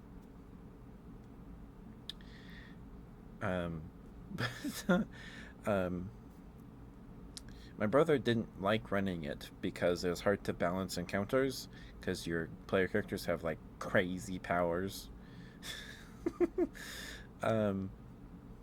So the hole puncher, in my mind, he has the physique of Stretch Armstrong. He's just this buff guy in a Speedo. And so I'm pretty sure I maxed out burrowing, so he can dig through adamantine and vibranium or whatever, the strongest metals on Earth, and at like 20 miles an hour or something crazy. So his digging speed is faster than his walking speed. And he can teleport anywhere within a 2-mile radius. And he's so strong, and he hits you, you just turn into red mist. Like, you're vaporized. And so I call him the hole puncher, because I imagine him when he's like going through a bad guy's base or whatever, because no metal can stop him. There's no material that he can't dig through. Adamantine or whatever, he'll dig through it slower, but you can't stop him. He cannot be contained unless you put him in the sky, like 10 miles in the sky. Maybe. I don't know. As long as he's touching the ground, he's unstoppable, I suppose. And so I picture him putting his hands on his hips, and he wiggles his toes, because his digging speed is faster than his running speed. So he wiggles his toes, so he's technically burrowing, and then he just wiggles his toes and he burrows in a straight line down the street. So everywhere he goes, there's these ruts, perfectly like 2 feet apart, the width of a human foot, and then all of a sudden it just craters, like when Tom falls really far, and it just leaves a perfect imprint of Tom in the ground, or Wile E. Coyote. It's just ruts, and then him, just his silhouette in the ground. I don't know. It's funny. It's very funny to me. But I made him, and my brother, me and my brother had a good laugh while we were making him. And then later, I asked him if his player characters had met the hole puncher yet. And he said, no, I'm not putting that monster in my game. He'd rip everything apart. Because he'd leave holes in the street, in the sewer pipes, in the subway tunnels, everywhere. It would be a nightmare. And if you try and catch him, he just teleports 2 miles away in a random direction. Anyway, so I made a Daggerheart character today. And there's no dice. I didn't have to roll any dice to make it in the process of character creation. And each class has its specific character sheet that you have to print out that has the level up process for that class, like your level up options, and your class features and things like that. And then your subclass features and additional abilities you pick are on individual cards that you pick. So character creation is super fast, super easy, and then but it seems tailored to you make your character at the table at the same time as everyone else, because as part of your character creation you have to answer some questions, like on the second sheet of your character you have background questions. So the ones for a rogue I haven't answered these yet. What did you get caught doing that got you exiled from your home community? You used to have a different life, but you've tried to leave it behind. Who from your past is still chasing you? And who from your past were you most sad to say goodbye to? And then you have connection questions. So you ask these to other players. So when you start playing the game, your characters have already pre-existing like relationships with each other. So the rogues connection questions are: what did I recently convince you to do that got us both in trouble? What have I discovered about your past that I hold secret from the others? And who do you know from my past, and how have they influenced your feelings about me? So they give you, which is really nice because sometimes it's a little hard because your characters, when you start a new game, your characters don't know each other at all, and it's like, okay, we have to spend a session or two like establishing, and you still would have to do that, but that gives you guiding questions to help you like influence role-playing situations and things, which is really cool that they encourage you to do that as part of your character creation. That's cool. I don't know if D&D does that. I'm sure other games do that as well, but yeah. I did see the bear, Muck. It's wearing sunglasses. It's very cute.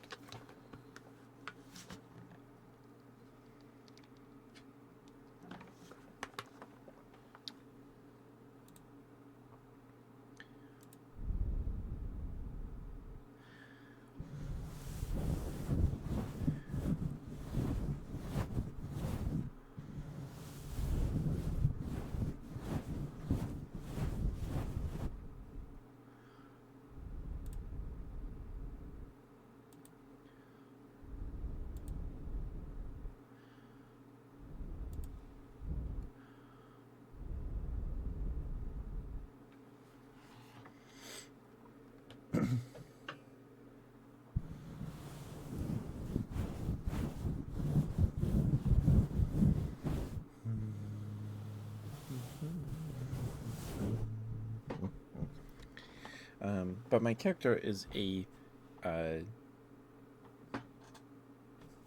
what are the mushroom? I can never remember. Fungrel. I made a mushroom man rogue. I made he's an inky cap rogue, which I thought was cool. And his subclass is Nightwalker, so he gets to teleport between shadows. Very cool. And Daggerheart has a lot of class options, and then they have a ton of character species or whatever they're called. The game calls them ancestries. I've just been so used to calling them player races and things, but the game calls them ancestries, which I suppose is a little better of a word. I don't know. Maybe fits better. But there's a ton of playable ancestries. You can be the classic elf, human, dwarf, orc, goblin. I guess goblin isn't super classic. It's more recent additions, I suppose. But human, elf, dwarf, halfling. Then you have some out there ones. Oh, and you have your dragon man, and then you have robot people, and the robot. It's the cool thing about these species, the playable species or whatever they're called, ancestries, is that a lot of them have a lot of like creative freedom as to what your character looks like, except when you're playing like a human and stuff, like you can't go crazy like if you were a robot. Like when we were talking about it earlier, I decided that if I play the game next, I'm going to play as a robot man, but I'm going to be Tickle Me Elmo and play as a bard. I'm gonna do it because you can be any kind of robot man you want. I didn't read the whole book while I was looking at them, just the pictures. But I'm pretty sure if you play, and the book calls the robot people clanks. They call them clanks, which is a the book was printed before a clanker became a thing. And you can be a goblin, you can be a giant, just a taller person, just a tall person, but you're a giant. A satyr, furbolg, fae, you can be a fairy, and the example image sketches on the fairy's description and stuff.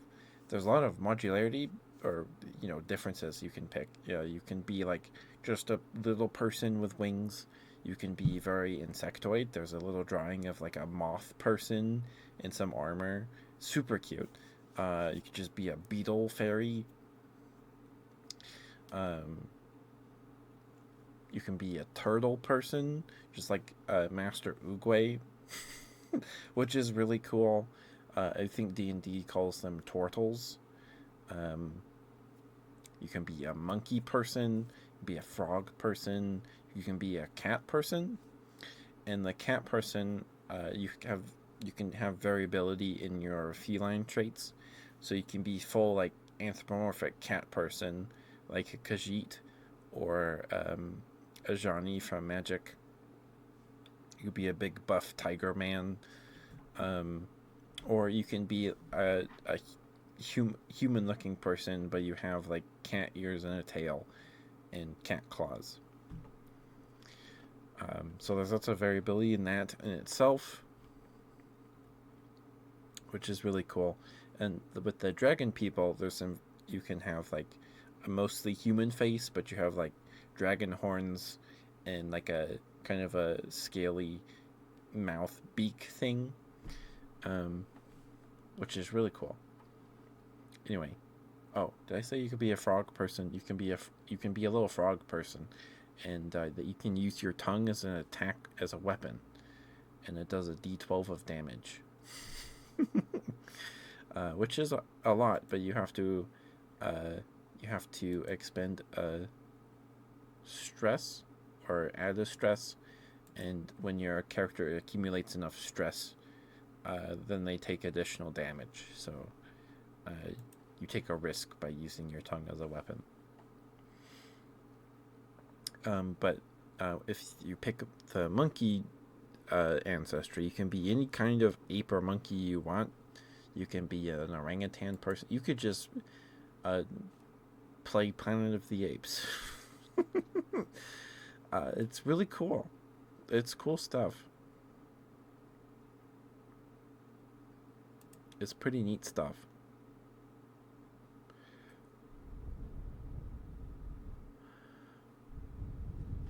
Anyway, I have yet to play the system. I don't know if I will. And I don't know if my brother's going to let me play as a robot Tickle Me Elmo Bard, but we'll find out. We will find out.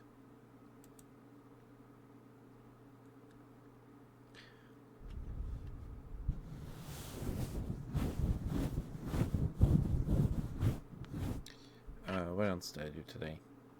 I did lawn work. That's not very exciting. I did catch up on The Silent Magician, the anime, or The Silent Witch. I caught up on that. I was behind by 2 episodes. Secrets of the Silent Witch. I don't know if is it going to like 14 episodes, because the 13th episode released today and ended on a cliffhanger, like this is not the last episode. So I wonder if it's going to 15 or something, I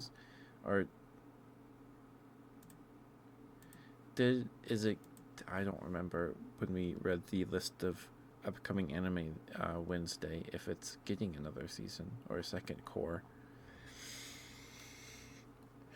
I don't remember. I wouldn't be surprised if it is, though. It is very good. It has a 4.9 on Crunchyroll, which is very good. I find that if an anime on Crunchyroll has like a 3.7 to like 3.7 to higher, it's probably okay. And then if it has like a 4 point something, it's probably good. Probably.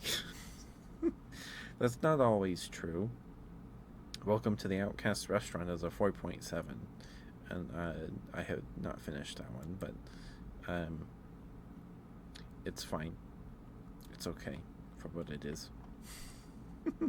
It's another one of those I'm super strong or super good, and then I got kicked out of my party, and now I'm gonna go do my own thing, and then the party realizes I was really awesome the whole time, or it's because I was really awesome and they were jealous of me, and then they kicked me out, and then they're gonna send like people to attack me, or then later, like the last 3 episodes, they're gonna come and fight me. So there's been a lot of anime following that outline recently, past like 2 years. Again, they are, I don't know if it's just because they're making a lot of them, but they seem to be pretty popular. It's pretty popular. It's like a genre in and of itself now. But they make a lot of them. Some of them are okay. Some of them are terrible. And some are forgettable. Some are all of those things. But The Silent Witch is really good. It's really good. I am sad that My Dress Up Darling is done. The Water Magician is done. I think. Pretty sure. The Water Magician is weird. It's a weird one. Like the OP is like gorgeous. It's really pretty. And the Water Magician has really nice fight scenes and animated fight choreography and stuff. And then it can just like poop its pants animation wise. Excuse me. And like when it's not action or really anything, it's a little inconsistent, but it is good. It is good. I am curious if it gets a second season. I am very curious to see if it gets a second one. This one, Water Magician, feels like it will, but maybe not for like another 2 years. Or maybe they'll spit it out beginning of next year or the next season. I don't know. But it is very good in terms of isekai. It's a pretty good one. It's a pretty good one. Probably, I don't know if I've watched all the anime all the isekai this season. I have not watched the second season of the vending machine anime. I think I started it, and I was like, what is even happening? I don't remember what happened in the first season. So, I didn't even watch the first episode. Taka, thank you for the raid swear. Thank you. Good to see you. Hope you've been well. Oh, we have an ad break in 2 minutes. I'm gonna snooze that. I'm gonna snooze that once. 25. There we go. Please go follow TechCat if you're not already. TechCat's awesome. They're very sweet. Please give them a follow. Whoops, that's raid. That's raid. That would have been embarrassing.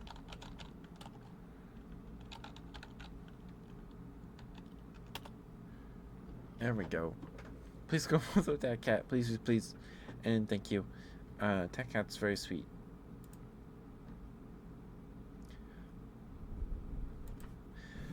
But welcome, Raiders. Welcome. Sorry.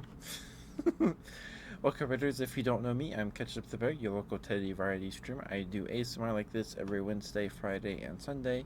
and we do handcam ASMR on Sundays.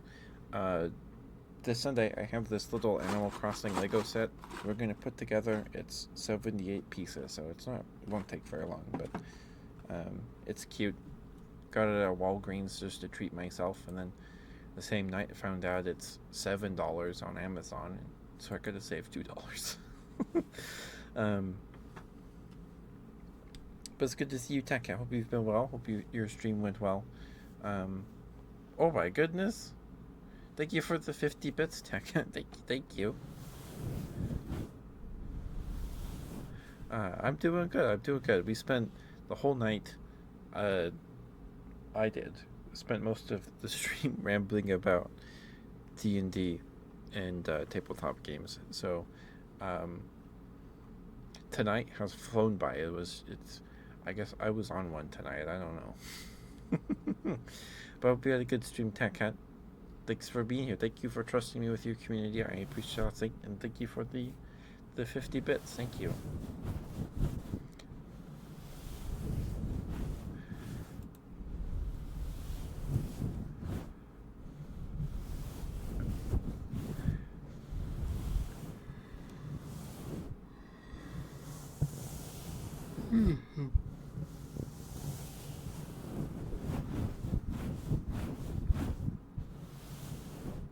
Ramble. Yeah, we ramble a lot here. We ramble a lot here, but please do not worry about sticking around, Tech Cat. Please take care of yourself. Get some food, get some water, take your meds. Do what you gotta do, sweetheart. Please take care of yourself. Streaming can be very, very, very exhausting. So please take care of yourself. Just heads up, we have the last ad break for the stream in about 4.5 minutes. I snoozed it once. So we'll probably just call it night a little bit after the ad break. Well, thank you, Takakan. You're very sweet. Yeah, we've just been rambling about tabletop games and anime.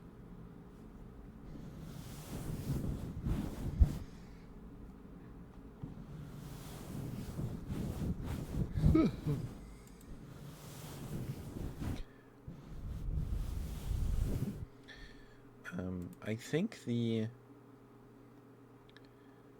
technically this next the October season starts tomorrow. I think one of the new anime starts airing tomorrow. Let's see. Did they reveal any more of the fall 2025 lineup? Did they reveal any more?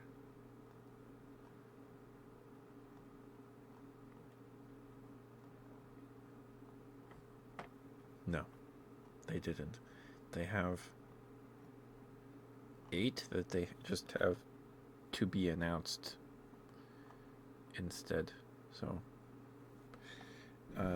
this season isn't nearly as stacked as the current one is, or this ending season was. We don't have, well, to me anyway, apparently the last season of My Hero Academia is airing this season, fall season. And we get more Spy Family, so that's a big one. One Punch Man season 3, so there's some big ones. Just on a personal level, I don't really I really liked the first season of One Punch Man. I have not seen the second one, mostly because it wasn't available in any of the services I had access to when I watched the first one, and I heard that the second season was really bad. So I was like, okay, well, I guess I'm not missing out on much. But there's nothing on a personal level at the My Dress Up Darling level at all. Not yet, anyway. Not yet. There are definitely ones I'm interested in. There's the May I Ask for One Final Thing. That's the villainous anime. It's a very popular genre. I like the villainous animes. But this one, she punches people after, let's see. So she gets betrayed by her fiance, and she just decides to beat people up. So that's cool. That's an interesting. That's different than a lot of these villainous animes, where the villainess is either like she's either trying to be evil, but she turns out everything evil she tries to do, it just turns out to be very nice, or they're reincarnated as the villainess of like a novel or a visual novel, and they're like, oh no, I'm the villainess, I'm going to die. So then they do be good, because otherwise they'll die. I think my favorite villainous anime is the one where the dad gets reincarnated as the villainous in his daughter's favorite visual novel. And oh man, that one made me cry when I watched it. It's very sweet. That one was only on High Dive, I believe, and High Dive hasn't gotten anything that good. It's in like two seasons. It's been a while since I've had something really worth watching to me, but I haven't canceled my High Dive yet, just in case. What's the anime called? It's not To Your Eternity. It's I don't remember what it's called, but that one is exclusive on High Dive, and they have both seasons.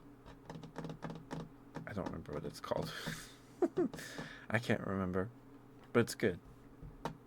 And High Dive got Dungeon People 2 seasons ago, or maybe that was 3. Maybe that was 3 seasons ago. Last season, they got the ecchi anime with the big booba dark elf lady that wears backless sweaters. Or maybe they're just sweaters. I don't remember. That was the one they got last season. They probably got more than that one, but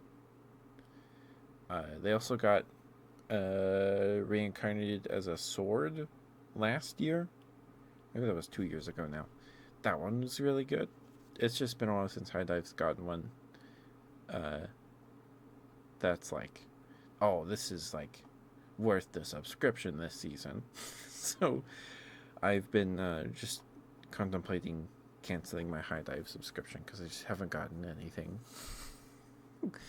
at all. Not much these past couple of seasons. But this one has, this upcoming fall season on Crunchyroll anyway, has a couple I am interested in. The villainous anime where she punches people. I'm excited for that one. We have what looks like a slice of life romance thingy in Inexpressive Kashiwada and Expressive Ota.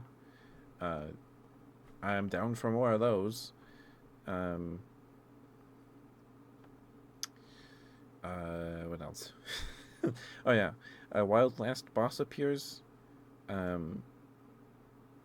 That airs tomorrow, so I'm excited to watch that. But I'll be busy in the morning, so I won't be able to watch it immediately. It's not getting a dub. I feel like that one would be getting a dub. That's too bad. Maybe it will later.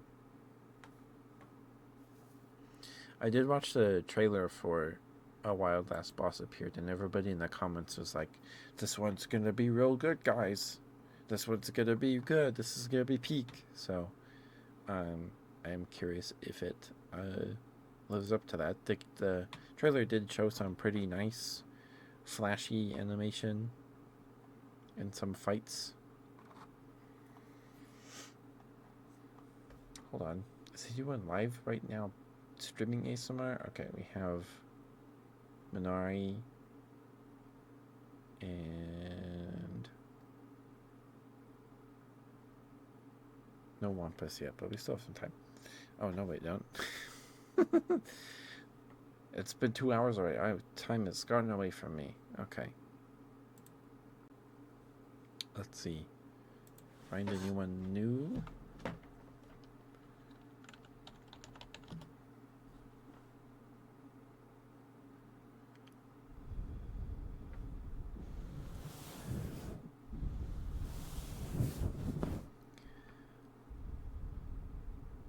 this person's second stream ever.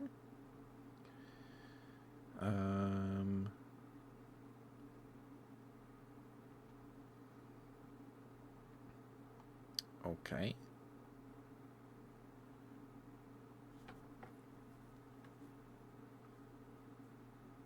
Let's see.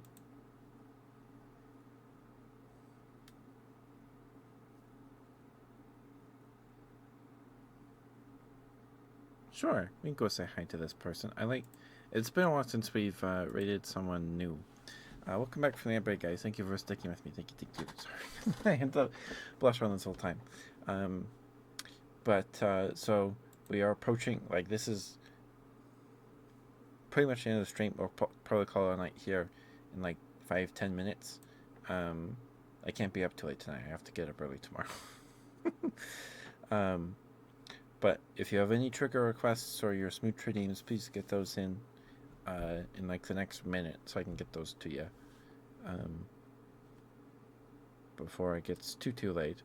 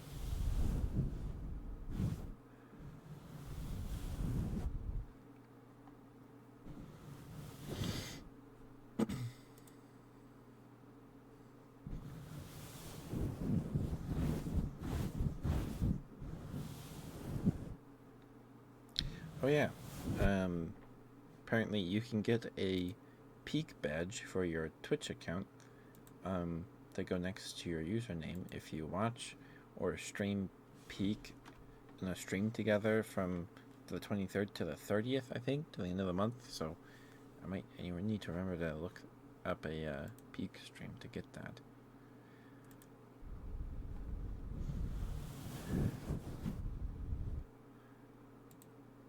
Alright, let's get the raid going here. Give me 1 second to swap my headphones, and I will be right back.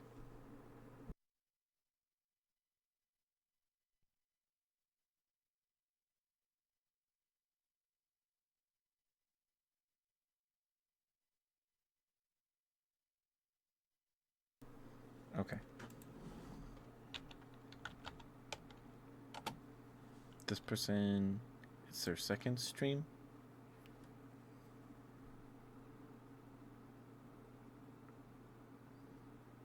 Okay, she's doing ear eating, so if that's not your thing, I completely understand. This is her second stream, so let's go say hi.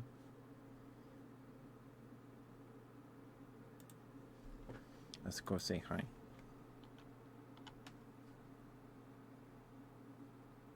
Okay. Let's see. Is it underscore or dash? Underscore. Okay. Well, I will see you guys tomorrow for some Space Harrier 2, the 43rd Sega Saturday, or no, 42nd, because the 40th was 3D Blast. So I'll see you guys tomorrow for some Space Harrier 2. I don't know what the game's about. But I'll see you guys tomorrow. Thank you for being here, DJ. Thank you for the raid, Tech Cat. And please go follow Tech Cat if you're not already. They're very sweet. I'm gonna go get a snack and wind down for bed. I cannot be up late tonight. But I'll see you guys tomorrow. Good night. Love you all very much. Please be safe. Don't forget to brush your teeth. Oh, wait. No. She's ending stream. Okay. Let me Let me give her... Okay, we have to cancel this. We have to cancel the raid. We have to find someone else. Okay. Let me give her a follow real quick. And we'll find someone else. Sorry. Goodness. Oh, man.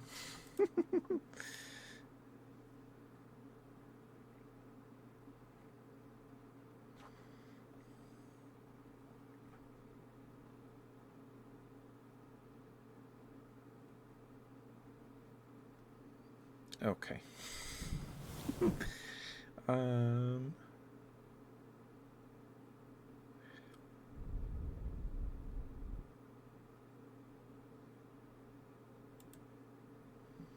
right.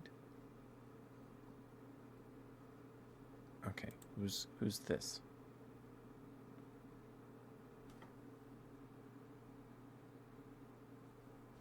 I think they're AFK. Or maybe not.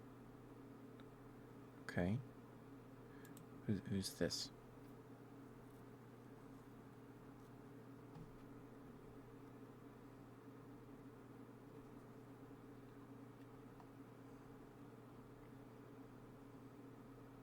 Okay, we can go say hi to them. It seems like they came back from a hiatus, so we'll raid them instead.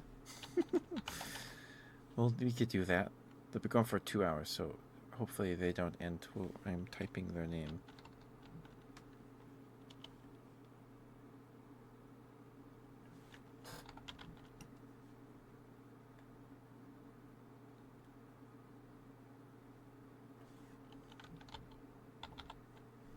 Make sure.